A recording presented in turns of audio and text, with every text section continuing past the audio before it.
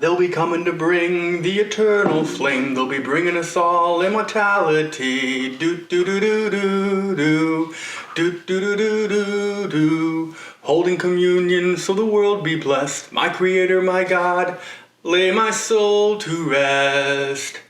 Oh, the sign of the cross, the name of the rose. Do do do do do. A fire in the sky, the sign of the cross. Welcome back to It's Lit with Mitch. I read powerful literature out loud beginning to end, and I start by singing you a little snippet of a song. I had one critique that people, from one person, and maybe you don't like my intro either, but I did hear a critique finally, and I expected to hear it much sooner, that they don't like my intro. And I would just respond with that by saying, it's my show and that's how I want to do it. And as it grows, well, first I would say if this becomes anything at all, I want it to become something done my way. And I could have had or made an intro that says it's, some voiceover of introducing Mitch Broderick on It's Lit with Mitch with some electronic dubstep futuristic sounding music every time. But I don't like that, and it's not really me. And I would prefer to have some little function of my personality tapped into the intro. And I kind of came up with the idea because I listened to the Coffee with Scott Adams podcast, and I really like the way he intros. Can't just outright steal it. I'm a firm believer in take what you like from things that are already succeeding. So I liked his intro, and he has a very organic audience that he has grown over the years. So I put my own spin on it. And every time, in the long run, every time I start a podcast, I'll say this, I guess. I'm going to continue for now to start it this way because I want every intro to be a little bit different. And I think in the long run, the people who listen will like it. I think that most of you would like to be sung a song, a little tiny piece of the song you like to be sung to. So, in any case, I'm not going to change my intro or make it a more professional intro. I'm going to keep doing it my way, because if this becomes anything at all, it'll be because I've done it my way. Anyway, welcome back to It's Lit with Mitch. My primary goal is to basically seeking to expand my knowledge base and understanding of topics with which I'm not as familiar as I'd like to be. And I'm currently reading the Holy Bible as a lifelong atheist with strong Christian sympathies, right? But I've never read the Bible, and I wanted to read it for myself. Today is January 7th, 2021. Or maybe it's December 38th, 2020. I'm not sure yet. I was going to finish the book of Genesis yesterday on January 6th, 2021. But yesterday, and I'm just saying this for the historical record of my own podcast, yesterday was a big day.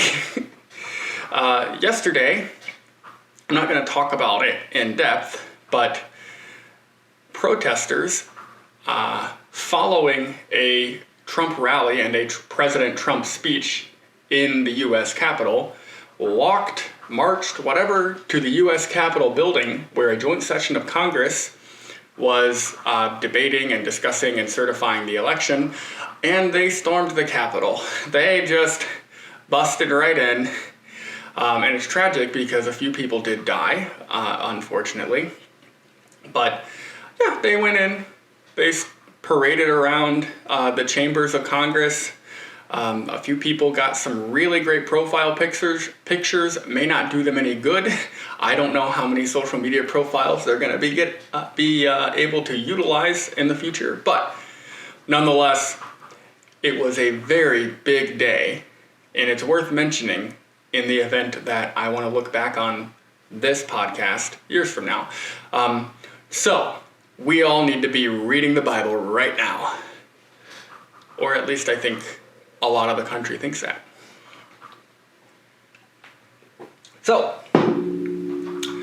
we have to finish, or I have to finish, the book of Genesis. I'm on chapter 48, so we don't have a lot. This will be a pretty short episode, which is why I've spent so long talking already. I've had some coffee too. I gotta get a new bloody chair. One thing you may not know, I try my best to keep it out. It'll just slip out sometimes. But I swear I say a lot of cuss words. They just come out. I'm my mother's son. There's nothing I can do. But I try really hard on this podcast not to. So take note. Anyway, we're going to continue with chapter 48 of the book of Genesis. Jacob blesses Manasseh and Ephraim. One day, not long after this, word came to Joseph, "Your father is failing rapidly." So Joseph went to visit his father, and he took with him his 2 sons, Manasseh and Ephraim. When Joseph arrived, Jacob was told, "Your son Joseph has come to see you." So Jacob gathered his strength and sat up on his bed. Jacob said to Joseph, "God Almighty appeared to me at Luz in the land of Canaan and blessed me. He said to me, 'I will make you fruitful, and I will multiply your descendants. I will make you a multitude of nations, and I will give this land of Canaan to your descendants after you as an everlasting possession.' Now, I am claiming as my sons these 2 boys of yours, Ephraim and Manasseh, who were born here in the land of Egypt before I arrived. They will be my sons, just as Reuben and Simeon are. But any children born to you in the future will be your own, and they will inherit land within the territories of the borders of their brothers, Ephraim and Manasseh. Long ago, I was returning from Padan Aram. Rachel died in the land of Canaan. We were still on the way some distance from Ephrath, which is Bethlehem. So with great sorrow I buried her there beside the road to Ephrath." Then Jacob looked over at the boys. "Are these your sons?" he asked. "Yes," Joseph told him. "These are the sons God has given me here in Egypt." And Jacob said, "Bring them closer to me so I can bless them." Jacob was half blind because of his age and could hardly see. So Joseph brought the boys close to him, and Jacob kissed and embraced them. Then Jacob said to Joseph, "I never thought I would see your face again, but now God has let me see your children too." Joseph moved the boys, who were at their grandfather's knees, and bowed with his face to the ground. Then he positioned the boys in front of Jacob. With his right hand, he directed Ephraim toward Jacob's left hand. Oh, drop that son of a gun. And with his left hand, he put Manasseh at Jacob's right hand. But Jacob crossed his arms as he reached out to lay his hands on the boy's head. Heads. He put his right hand, on the head of Ephraim, though he was a younger boy, and his left hand on the head of Manasseh, though he was the firstborn. Then he blessed Joseph and said, "May the God before whom my grandfather Abraham and my father Isaac walked, the God who has been my shepherd all my life to this very day, and the angel who has redeemed me from all harm, may he bless these boys. May they preserve my name and the names of Abraham and Isaac, and may their descendants multiply greatly throughout the earth." But Joseph was upset when he saw that his father placed his right hand on Ephraim's head. So Joseph lifted it to move from Ephraim's head to Manasseh's head. "No, my father," he said, "this one is the firstborn. Put your right hand on his head." But his father refused. "I know, my son, I know," he replied. "Manasseh will also become a great people, but his younger brother will become even greater, and his descendants will become a multitude of nations." So Jacob blessed the boys that day with this blessing. "The people of Israel will use your names when they give a blessing. They will say, may God make you as prosperous as Ephraim and Manasseh. In this way, Jacob put Ephraim ahead of Manasseh. Then Jacob said to Joseph, look, I am about to die, but God will be with you and will take you back to Canaan and the land of your ancestors. And beyond what I have given your brothers, I am giving you an extra portion of the land. And I took from the Amorites with my sword and bow. There was a line here that I thought was interesting. A line of dialogue. Jacob said to Joseph, I never thought I would see your face again, but now God has let me see your children too. And that just makes me think of how, I gotta get this cap. It just makes me think of how people will talk about the Lord working in mysterious ways, right? And the other thing is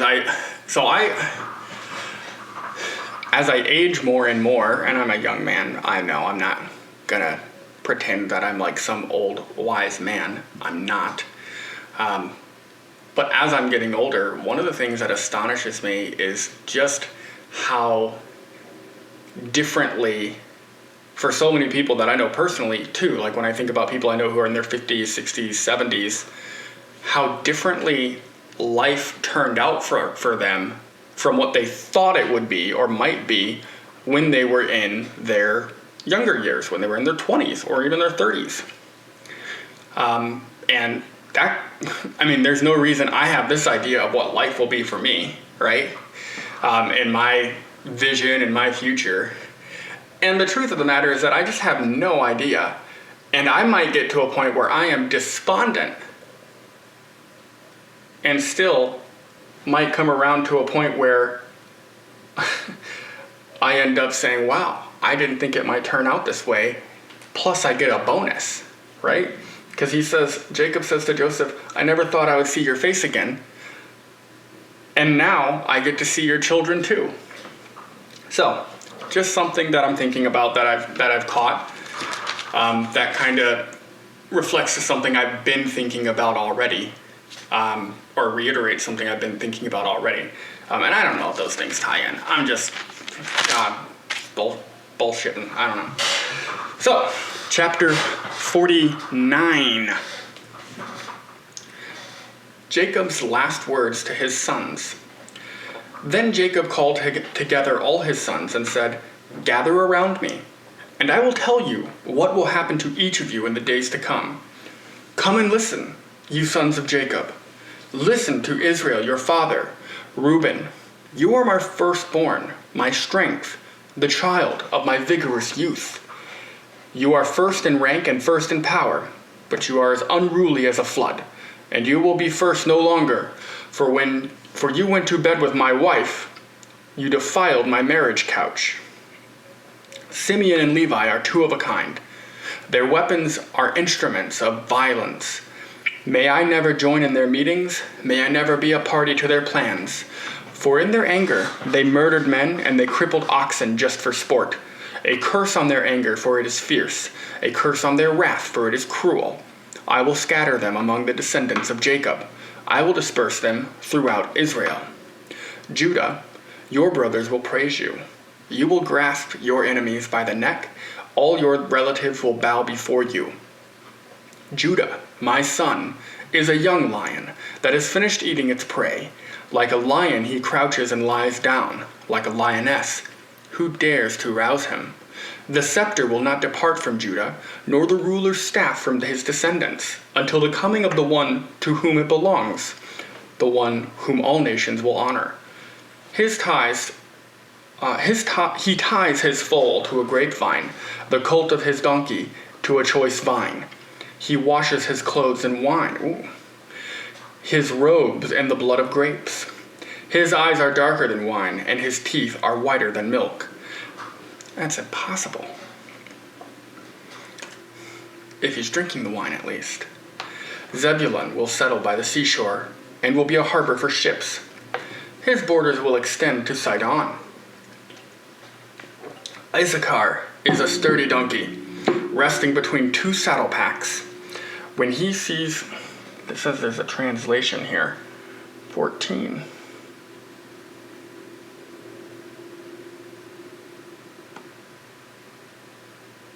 Oh, sheep, okay, doesn't matter. Saddle packs are like sheepfolds. Resting between two saddle packs. When he sees how good the countryside is and how pleasant the land, he will bend his shoulder to the load and submit himself to hard labor. Dan will govern his people like any other people, any other tribe in Israel. Dan will be a snake beside the road, a poisonous viper along the path that bites the horse's hooves, so its rider is thrown off. I trust in you for salvation, O Lord. Gad will be attacked by marauding bands, but he will attack them when they retreat. Asher will dine on rich foods and produce food fit for kings. Naphtali is a doe set free that bears beautiful fawns. Joseph is the foal of a wild donkey. The foal of a wild donkey at spring, one of the wild donkeys on the ridge. Archers attacked him savagely, they shot at him and harassed him, but his bow remained taut, and his arms were strengthened by the hands of the mighty one of Jacob, by the shepherd, the rock of Israel. May the God of your father help you.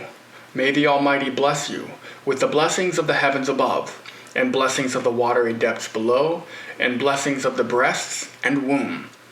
May my fatherly blessings on you surpass the blessings of my ancestors, reaching to the heights of the eternal hills.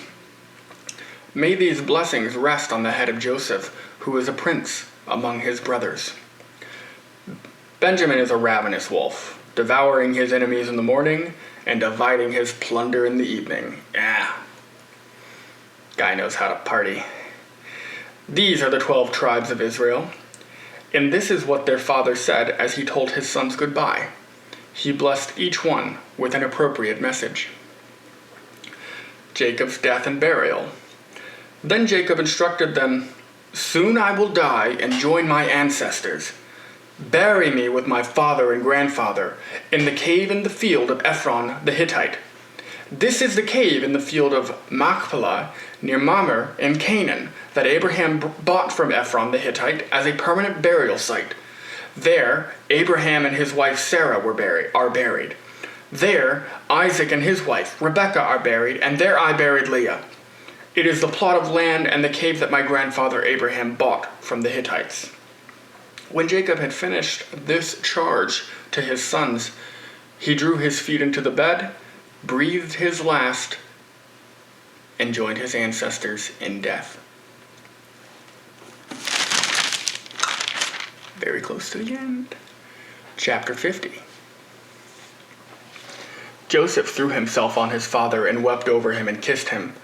Then Joseph told the physicians who served him to embalm his father's body. So Jacob was embalmed. The embalming process took the usual 40 days, and the Egyptians mourned his death for 70 days. Glad it doesn't take 40 days now. When the period of mourning was over, Joseph approached Pharaoh's advisors and said, "Please do me this favor and speak to Pharaoh on my behalf. Tell him that my father made me swear an oath. He said to me, 'Listen, I am about to die. Take my body back to the land of Canaan and bury me in the tomb I prepared for myself. So please allow me to go and bury my father. After his burial, I will return without delay." Delay. Pharaoh agreed to Joseph's request. "Go and bury your father as he made you promise." So Joseph went to bury his father. He was accompanied by all of Pharaoh's officials, all the senior members of Pharaoh's household, and all the senior officers of Egypt. Joseph also took his entire household and his brothers and their households. Quite the caravan. But they left their little children and flocks and herds in the land of Goshen. A great number of chariots and charioteers accompanied Joseph. When they arrived at the threshing floor of Atad, near the Jordan River, they held a very great and solemn memorial service, with a 7-day period of mourning for Joseph's father. The local residents, the Canaanites, watched them mourning at the threshing floor of Atad. Then they renamed that place Abel Mizraim, for they said, "This is a place of deep mourning for these Egyptians." So Jacob's sons did as he commanded them.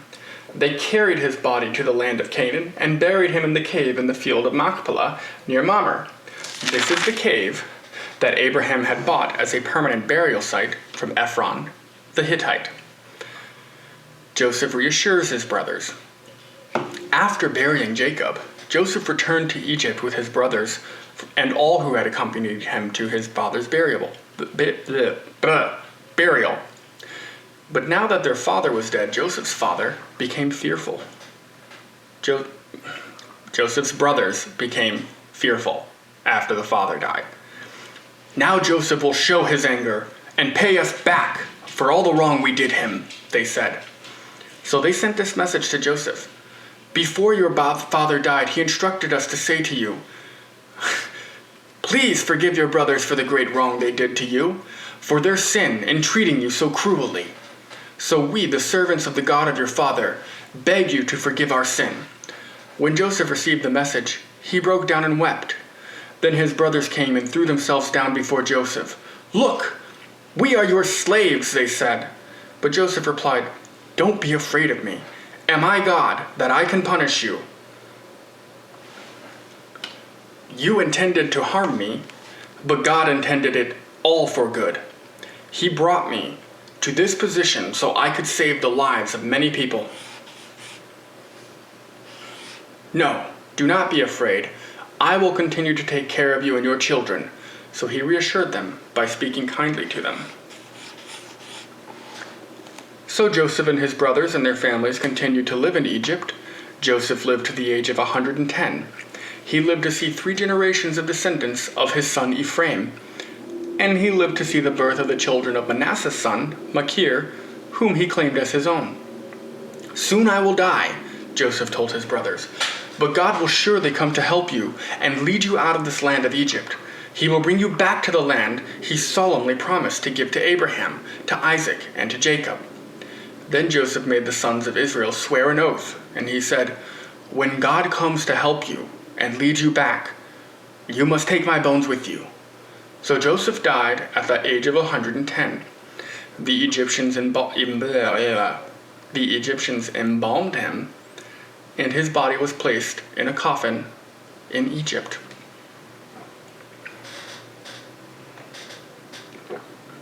That's the end of the book of Genesis. 1 down, 100 to go. In that line, or in that section of Joseph reassuring his brothers, he says, "Don't be afraid of me. Am I God that I can punish you?" And thought that was just an interesting line, that he didn't feel that it was his right as a man to punish or judge. Not his place, right? And I can see not my place being useful, again, for men in grander society, in being able to deal with one another and the various, a word came to me, and the various trespasses against us that they might trespass. I don't know how to say that grammatically correct. It's a way of forgiving those who may trespass against us, and a way for them to forgive us for our trespasses against them.